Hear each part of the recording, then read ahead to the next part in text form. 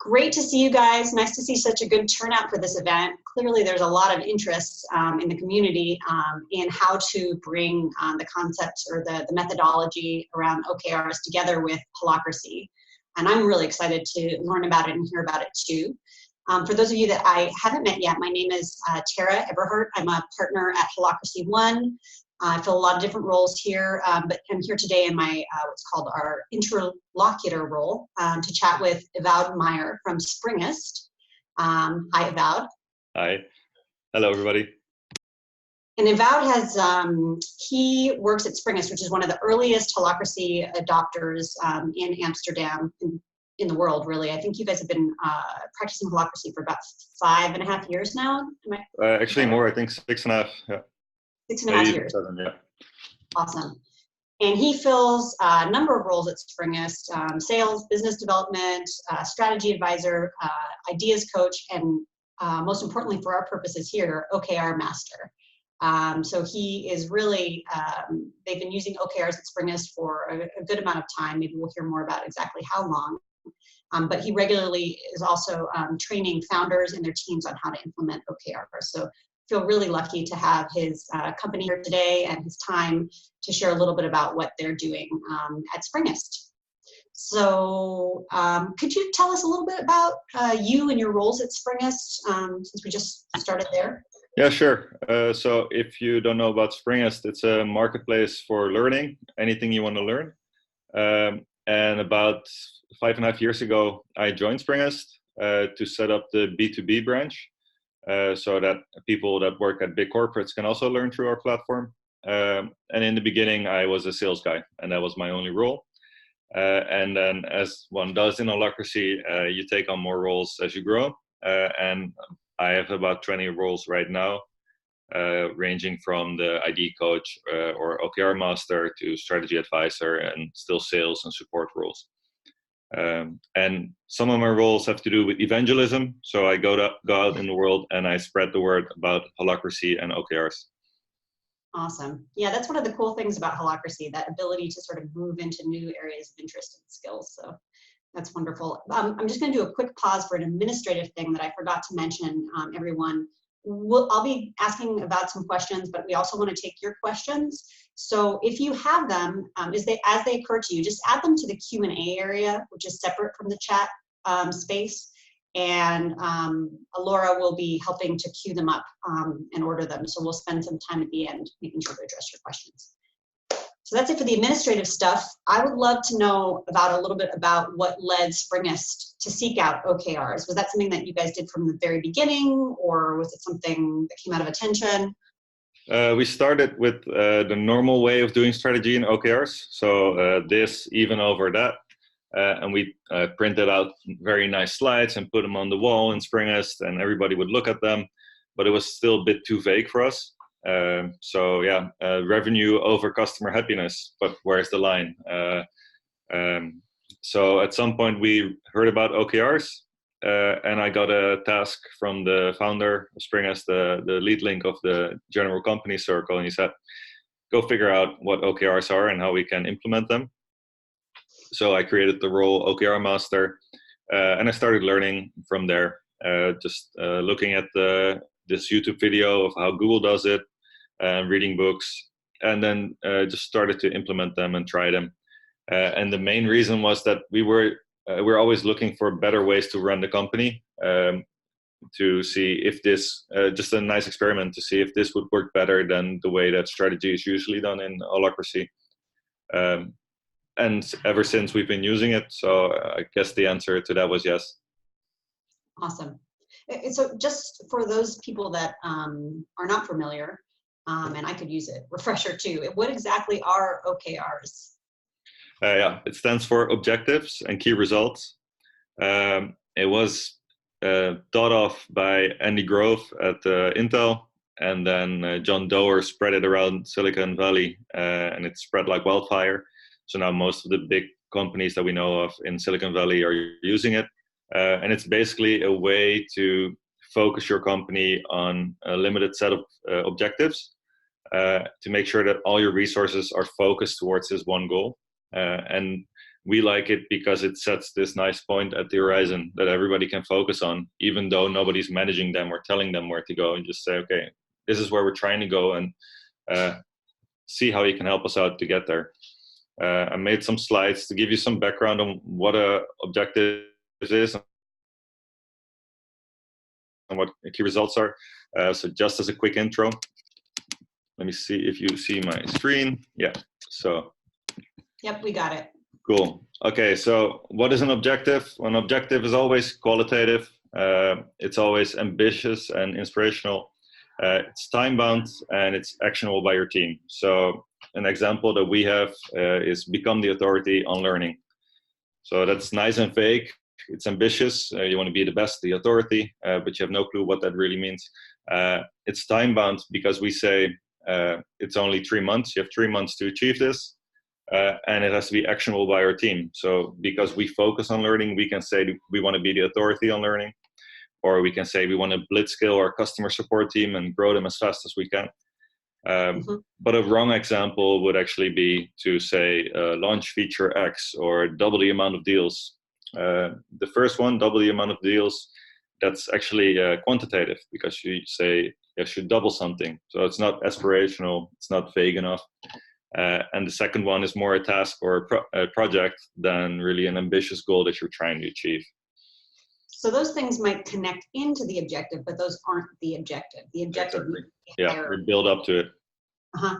Cool. So then there's always this counterpart to the objective, which is the key result. And the key result is measurable and quantifiable, which means we can actually measure in incremental steps if we're doing better. You have to make sure that your object is achievable. So it has to be ambitious, but achievable. So there has to be this sweet spot in between the two to make sure that you don't demoralize your team. You want to make sure that it leads to objective grading, so that you can see that you're actually getting closer to this ambitious goal that you set for your organization. So you could say, we want to grow in Germany. And then how do you measure if you're actually growing in Germany? Then you want to say, okay, we have to see what our baseline metric is of, for example, sales. And then we want to say our key result would be to get twice as much sales in Germany.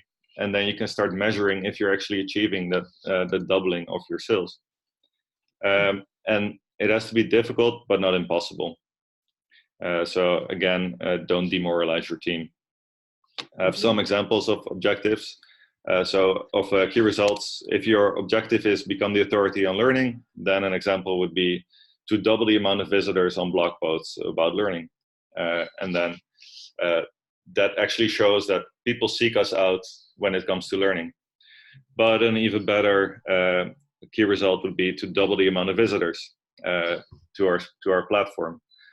Because if you say only focus on the blog posts, then you're limiting your team too much when it comes to being innovative and working smarter. You want to say, what's the goal here? What's the actual thing that we want? We want more traffic. So that's why we want to be the authority. So it should be okay to also attract visitors to other part of the website. And then why do you actually want those visitors? Probably to convert. So it would be even better if you get the right kind of visitors to the site. So here you see it, I'm trying to iterate through my key result to make it better, to make it more towards the thing that we're trying to achieve. I remember you, oh, go ahead, sorry about that. Yeah, sorry. The one more example of bad key results. So if I would say increase the amount of visitors, yeah, that's fine, but there's not really a number in there. So if I get one more, am I done? Or should I clarify what increased means? Launch a new website. That's either a 1 or a 0. There's not really an in-between. So I'm always trying to say, I want to have measurable steps. And you can say, I want to be on the front page of the Times. Yeah, that's really ambitious, but I'm not sure if it's achievable. It's actually kind of out of your hands if you can make that. So you always want to see what can our team do. Right. So that's exactly the point I wanted to make, because you and I had talked about it when we had the kind of initial prep conversation. A few things that you had mentioned to me, I remember here. One is this thing about making sure that what you're measuring is actually a lever of control that you have internally, right? Although number of visitors is partially within your control and partially outside of your control. So can you talk about that? Well, you have some influence on it. So you can work on getting more search engine optimization or search engine advertising or any other source of traffic to get more people to your website. So the marketing team is always responsible for that area. So they would have some influence over that. And of course, there are limitations. Just like with sales, you don't influence, or you have some influence over the buyer, but you cannot decide for them. So there's always this sphere of influence that you can practice it over. But you are measuring the end goal, something that actually relates to your objective, as opposed to number of blog posts posted, right? Like that's like, who cares if it's not the result you want, or? Yeah, so it shouldn't be about the effort that you put in. It should be about, is my effort moving the needle? You can measure if the things that you're trying are actually accomplishing what you set out to do. So you could say we want to build 5 features, or we want to write 5 articles, but the article itself is not a goal. It's just a means towards an end. So what is the reason why you were writing that article? Of course, to get the converting traffic. So, and it's better to focus on converting traffic, because if you figure out one way that doesn't work, you can always shift to try and work with alternatives that might work. Right. That makes a lot of sense, as opposed to setting up a team incentive to do something that isn't working. Yeah. Yeah. Makes sense. You want to keep your team free to experiment and come up with their own innovative ways to work smarter. So if you set up doing 20 sales a week now, and we want to go to 40 sales a week at the end of the quarter. And then every week we measure how far from the baseline we have gone towards the 40 sales. And then you can say, okay, when we do 2, we're at 10%, or it's too fast calculation for me. It's not correct. But you want to be measuring how far are we getting? Are we having the impact that we wanted to have? And every week we can see, did we have an impact or not? So because we are being very ambitious, and it's about working smarter and not working harder, the goal is actually to make it to 70%. You're shooting for the stars. It's okay to reach 70% of that. It's also really important to tell your team that it's okay to only make it to 70%. That would still be a success. But it's also, the way we see it, it's also really important to tell them that even if it stays at 0, it's still a success, because we learned something that we cannot impact. We learned and that there's a needle that we cannot move, and we shouldn't pay any attention to it. And we should focus our resources on other things that we may be able to impact. So the thing is, you always look at the needle. You only look at the metric to see what the impact was, and that's what you use to score. So there is no, but we built this feature and it took 3 weeks and we put so much effort in it, but we should give it 50%. No, you didn't move the needle, so it's still 0. Okay. So either way, though, it's learning. It sounds like the emphasis is not on, I mean, obviously you want to get as high as you can on these percentages and maybe increasing over time, but if you find out that something isn't a point of leverage, then that's also useful information for the team. Yeah, and I think that we use it more to set the strategy, to say this is the direction that we have to go in, rather than really say, oh, this was a great success, we made it to 70% or we made it to 80%.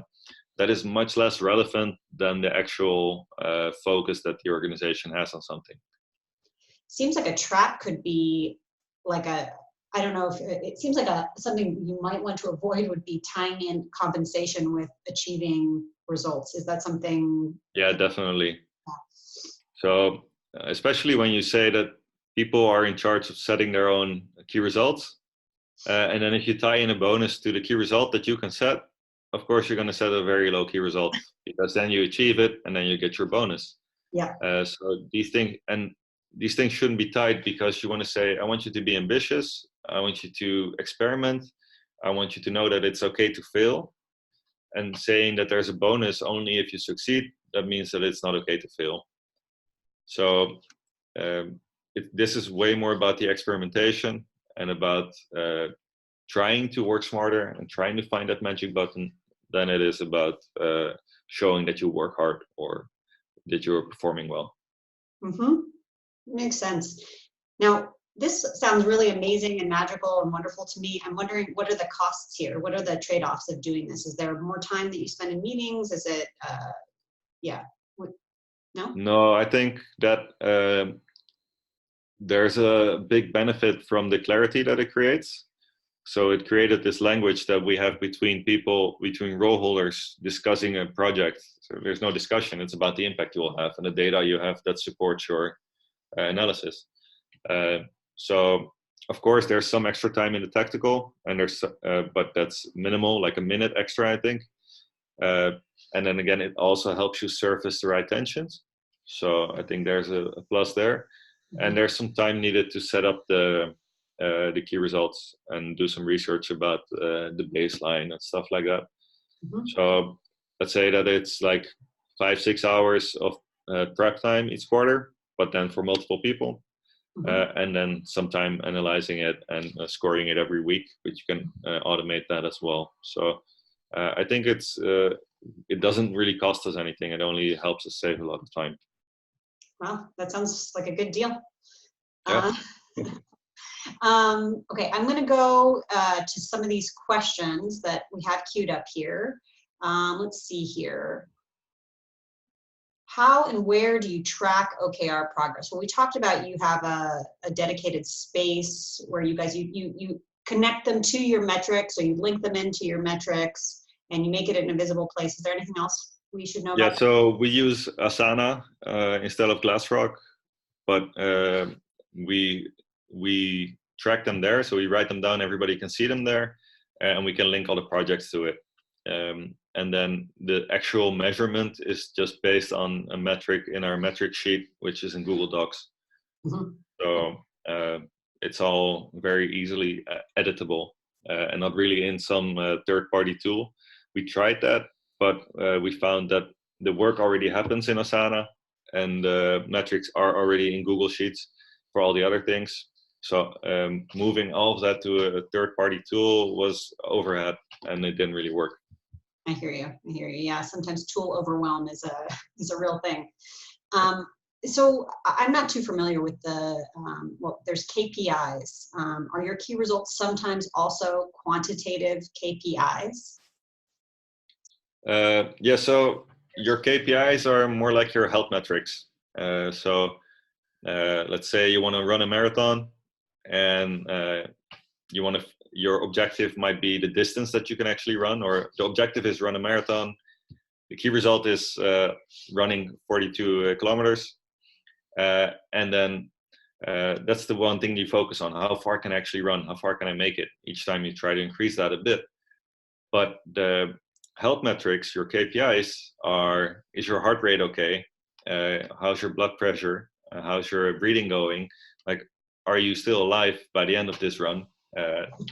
Or if one of these things is bad, then try to focus on that a bit.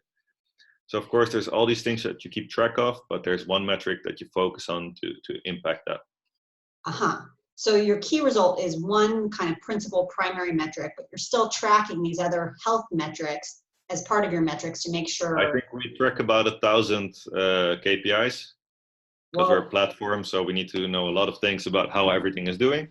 But there's 4 or 5 key results that we also focus on. And you guys are an extremely data-driven company. Not to scare people, you don't have to track KPIs to do OKRs, right? Again, this is like iteration 15,000 of what we are working on. So just start with doing some data and it will grow. Cool. Now, okay, we have a question here. What sort of governance do you have to support OKRs? Or can you share something about best practices for tying OKRs into governance? Is there anything that's needed to make it work with Holacracy? I'm sorry, the connection was a bit bad. Can you repeat the question? Yeah. What kind of, is there needed governance to make the OKRs work with Holacracy? No, so we did do some governance when it came to creating this role called OKR Master. All our roles are on roles.springest.com, so you can check out how we did it there. Roles.springest.com. I have a role called OKR Master. I have to give feedback on the OKRs, collect them and put them all in a place where everybody can see them. And I teach people about how they work. So that's just something that came up, just like we teach people about getting things done or Holacracy, we teach them about OKRs. But the governance is already there, actually, because it's just the way that the lead link can set strategies and the way that you communicate that. Of course, you can make the lead links accountable to say you have to do it in this and this way through a policy or something. But in our case, I don't think that was needed. Okay, great. Let's see here. How do you think that OKRs differ from traditional strategic planning, where you develop the priorities and the relevant KPIs? Yeah, so what I really like is measuring if we are actually having an impact. So it's not about just setting an ambitious goal, but it's measuring if you're actually making that. And then being really transparent about that. So everybody can see if you're actually doing what you set out to do. And everybody can see how you're learning from this. So I think that is a really nice part. And I like the ambitious part where you say, let's set out to work smarter. Let's set out to grow 10 times over instead of just double. Things like that really help me.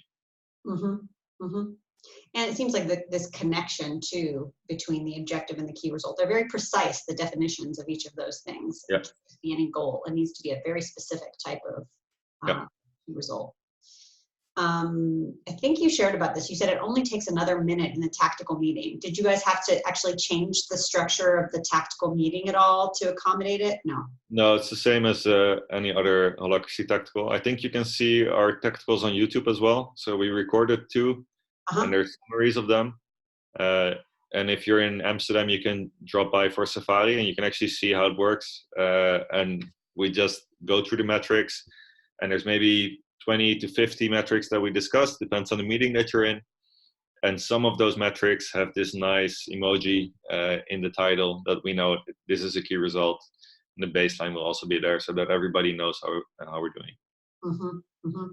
Yeah, so it's just more about, it sounded like sort of where everybody's kind of mental concentration is during the meeting. Like, what are the metrics that we care about? What are the items that I'm going to prioritize when I add attention to the agenda? It's more focus. Yeah, this is the data that you need to surface the right tensions. That's why we discuss it. Yeah. Let's see here. I'm not sure that I understand this. How to build motivation incentive model. If that was your question, feel free if you can add a little bit of clarity to it. I'm not quite sure about it. It says, do I understand it right that for both objective and key results, you have a top-down approach in setting them? It sounds like it's a mixture from what I heard, top-down and bottom-up. Well, the thing is that it's about alignment. You want to focus everybody on this one objective. So the strategy in Holacracy is already at the accountability of the lead link. There is no consensus, so everybody can give input, but that doesn't mean that we're listening to it. Of course, I know that if your organization grows bigger, then it might be useful to say it's a mix.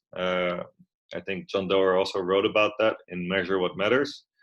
So I just read that book, so I'm going to propose that as an experiment next quarter, see how that works. But for us, it's mostly about setting this goal in the distance, and then as an organization of all these small speedboats with all their own captains, see how all those captains get there the fastest. Yeah, I think that's a good point.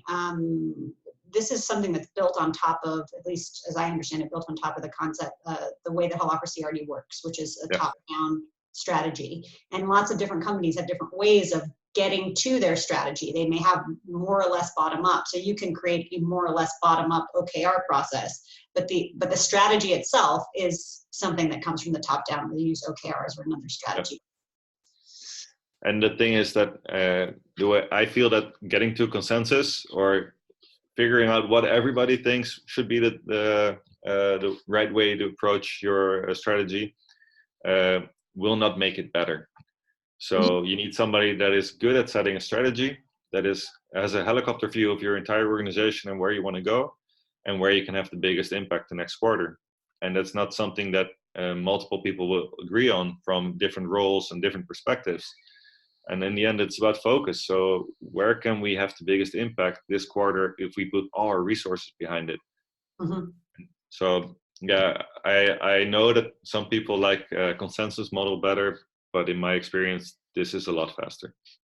Yeah, I personally find it actually very relieving when I know that one person has the decision-making power. I can pitch as hard as I want to and make my case, and then at the end of the day, I can know, okay, they're thinking about how to integrate these perspectives. I don't have to.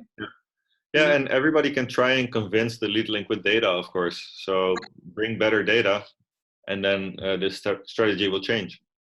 Yeah, And the lead link also has to bring data, of course. You cannot just say, this is it because I said so. No, this is it because this data says that this is the best thing to do. Yeah, that makes sense. Now, tell me a little bit about, you mentioned measure what matters. Can you talk about a little bit about some of these, if people want to get started, what should they read? What should they look at? What should they do? The first book I read about it was from Christina Wodke. It's a German name, I think, and it's called Radical Focus. And what I like about it is just a story about a startup. So it's more fictional, but it introduces why OKRs are really nice to work with. And then it continues with a lot of theory, but then you have your tree trunk that you can tie all your new knowledge to. Mm-hmm. And then if you understand it a bit better, go watch this YouTube video or Google Ventures video on OKRs about how Google uses it or used it in the past. I think they are also evolving their model. And then now there's a new book by John Doerr. I hope I say his name right. That's Measure What Matters. And he really introduced it throughout the Valley. And he knows all the different models that are there. So he just shares his experience. I think it's also an eye-opener for me. Mm-hmm. And the most important thing is to just try it. Just get started. And you will learn so much more by doing it. You will fail miserably like the first 20 times probably, because that's what everybody does, and that's okay. Just keep trying. Just try to create a system where you learn from the failures that you make and try to prevent them from happening again, and iterate through it until you have a nice working model. Mm-hmm. That's great. I guess a temptation would probably be to give up early, because it's probably hardest at the beginning as you're trying to figure it out, and you're going to be failing in achieving your OKRs at the beginning, I would imagine. Was that experience? Well, the thing is that you're going to run into, oh, we don't measure this. We don't have data on this issue. Oh, we have people that don't like to be judged objectively. We have this issue. We have that issue. And that's all issues that your company has anyways. But this brings them to the light and forces you to challenge them and improve it. Mm-hmm. And that should be your goal, to always work on your organization, to always try and make it better. Mm-hmm. And it shouldn't be that you run into an issue and then say, okay, this is Pandora's box. We're not going to open this, and we're not going to continue with improving our organization just because we found some issues. No. Yep. It's similar to Holacracy in that way. Then it's sort of more about surfacing information so that it can then be you can do whatever you want with it, but it's information so it can be processed. Yeah, exactly. Yeah. So these we got a couple of these links that are being shared. Thank you, Ewout, I guess, or Laura, I'm not sure which, for sharing those. I think we'll share those after the fact as well. We'll send out an email with some of the links to the things that has mentioned. Is there anything else? Well, there's one last question here, I guess, before I ask you this. Can you talk a little bit about your retrospective process, or if you have one, you talked about what it looks like at the beginning of that quarter, 2 weeks before the beginning of the quarter when you're getting everything set up. What is it looking like towards the end of that quarter? It's actually the same meeting. So okay. We start with like a list of all these things that we always look at. So we look at the past quarter, what went well, what didn't go well, how did we score on the key results, why did that happen, was it a bad key result, what could we change, should we formulate it differently, did we use the wrong metric, did we use the wrong wording. All those evaluations pass the light, and then we also say, okay, looking from the outside in, are we doing the right things? We look at our end game, our purpose. We look at all the metrics that we share with the investors. Are we really building towards this thing that we have in mind for the future? And every time we do this, it becomes clear that there's a need for more structure, more questions that we run through, more transparency. So we actually record the meeting now, we invite people, and the next time I hope to just share it live with all the employees that are not joining in the meeting, just so that they have a feeling like, where are we going and why? But it's really important to also try and create a structure here. So part of it is this structured meeting that we run through the list of things that I just mentioned. Part of it is like free for all, just shout popcorn style what you want to have on the agenda. What do we have to discuss? And then while discussing it, more things will pop up, and we just at some point we say, okay, now it's done. Enough feedback. Let's go. Great. I love the idea. So someone else asked if it's published. It sounds like that's the direction you're moving, to create more and more transparency. Yeah, I think transparency within the organization is an easier step than saying, okay, let's open this up for the public, because we also have competitors and we don't want them to know everything that we're doing, of course. But I think there's some things that we can share about it, and just send me your questions and I'm always happy to answer them. Wonderful. Should we share your email with people? Yeah, definitely. Okay, awesome. That's wonderful. Well, I think we have just a couple more minutes. Is there anything else that we didn't touch on that you feel like I really want people to know about this related to OKRs, or something you wish you had known when you adopted them? Well, what I really like is that it tells the team what we're heading towards, and it also it makes you feel really important when the entire organization is trying to help you out be successful in your role.